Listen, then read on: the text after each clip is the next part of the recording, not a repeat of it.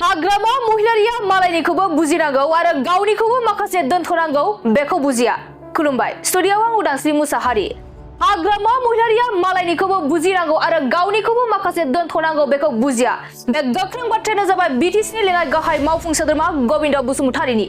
दिनै हाग्रामा महिलारि बे give and tech बा एरा धरा होनलायनाय बाथ्रा सोरनिखौबा नाजावनांगौ गावनिखौबो माखासे बाद होनांगौ बे जिथु सेन्टिमेन्ट बे जिथु पलिसि बेखौ बिथाङा खुनु दिन बुजिया।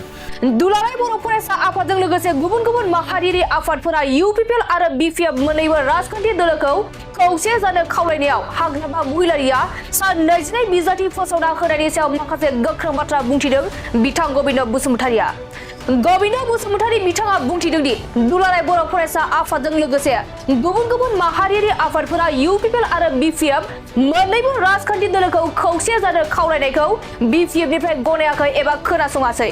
हाग्रामा महिलारिया मेडियानि गेजेरजों खौसेथिनि सायाव रायज्लायनो गोसो दं होनना बुंदों, नाथाय गोसो दं होनना बुंनाल' जाया आरो रायज्लायनो होनना थियारि जाबाय थानाय समावनो हाग्रामा महिलारिया सा 22 बिजाथि फोसावबाय, जायनि ओंथिया सावरायलायनो गोसो गैया होनना गोख्रों बाथ्रा बुंथिदों बिथां गबिन्द बसुमतारीया। आरोबाव बिथां गबिन्द बसुमतारीया बुंथिबावदों दि जेब्ला मोननै दोलोनि गेजेराव बुजिलायनांगौ जायो अब्ला मालायनिखौबो खोनासंगोन आरो गावनि माखासे दाबिफोरखौ एंगारनांगोन।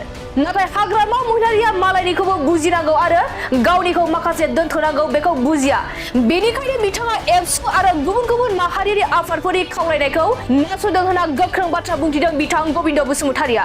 बेनि अनगायैबो बिथाङा सिगां समाव गोबां बार सावरायनायावबो हाग्रामा महिलारिया हेंथा हिसाबै नुजाथिदों, जायनि थाखाय चन्दन ब्रह्म, खाम्फा बरगयारी आरो गुबुन गुबुन दैदेनगिरिफोरा बिपिएफ दोलो एंगारदों होनना रोखा बाथ्रा बुंथिदों बिथां गबिन्द बसुमतारीया। दानिया फैदों बिथां गबिन्द बसुमतारीनि आबुं बाथ्राखौ जों खोनासंना लानि। जों गोजोननाय मोन्दोंमोन जे दुलाराय बर' फरायसा आफाद बा बर'नि गुबुन गुबुन संगठनफ्रा बेखौ बर'नि दैदेननायाव थानाय जिथु रिजनेल पार्टि मोननै दं, बिपिएफ आरो इउपिपिएल बे मोननै राजखान्थि हान्जाया मोनसे बुजा बारा थालायनानै इलेक्सन गेलेनाय बेखौ लुगैदोंमोन आरो बेनि थाखायनो दुलाराय बर' फरायसा आफादा खावलायदोंमोन, नाजादोंमोन। खिन्थु बिथांमोननि खावलायनायखौ जों बुंनो थाङोब्ला थोंजोङैनो बिपिएफनिफ्राय बेखौ गनायाखिसै, खोनासङाखिसै। ओरैनो मिडियाफ्राव हाग्रामा महिलारि बिथाङा रायज्लायनो गोसो दं होनना बुंदों, खिन्थु रायज्लायनो खुगायाव गोसो दं होनबाथ' जाया। प्रेक्टिकेलि बिथाङाथ' नाखसखौनो खालामखाबाय, खारन रायज्लायनायनि ज' जाखांनाय थांनोसै रायज्लायनो होननानै एसे प्रिपेरेसन जाबाय थानाय समावनो बिथाङा 22 जन केन्डिडेटनि नाम डिक्लेयार खालामबाय। दा केन्डिडेटनि नाम डिक्लेयार खालामनाय मिन्स बिथाङा सावरायनानै बुजाफ्राव फैनो गोसो गैया।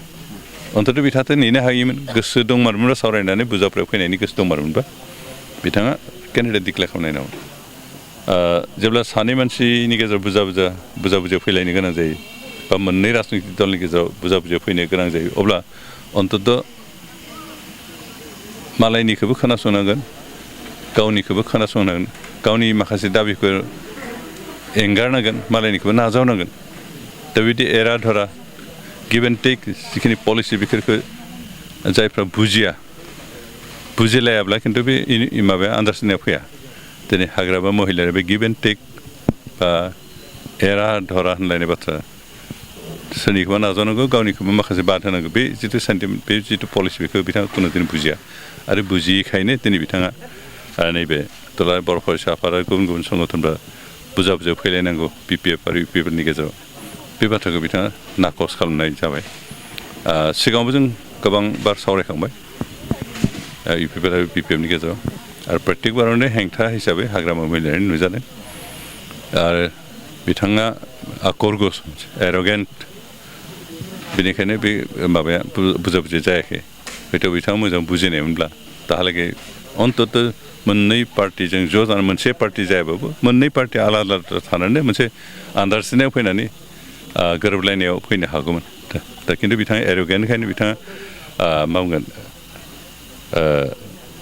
गावनिखौ एसेबो हगारनो गोसो गैयि, गावनिखौल' जाजानो लुगैनाय बे बाथ्रा थानाय बे सेन्टिमेन्ट थानायखायनो बे जाफुङाखै। आरो बेनिखायनो हयथ' बिनि लेङाइफ्रा चन्दन ब्रह्मआनो जा, खाम्फा बरगयारियानो जा बा हितेश बसुमतारियानो जा, बिथांमोना हाग्रामाखौ गारनानै फैबाय। खारन बिथांमोना बर'फोरनि गेजेराव गोरोबलायनायखौ लुगैयो आरो बेनिखायनो लुगैनायखायनो हाग्रामाजों थाबा बे कोनो दिन जानाय नङा होननानै हाग्रामाखौ हारसिं हगारना फैनानै बिथांमोन इउपिपिएलआ जुगदान होबाय आरो बेनिखायनो जों आसा खालामदों फैगौ समाव हाग्रामाया गनाय दागनाय बेजों खोथा गैला जों बाखि जिखिनि मेजर पलिटिकेल पार्टि बेफोर गावनि स्टेन्डआव थानानै गावनि आथिङाव गसंनानै इलेक्सन गेलेनांगोन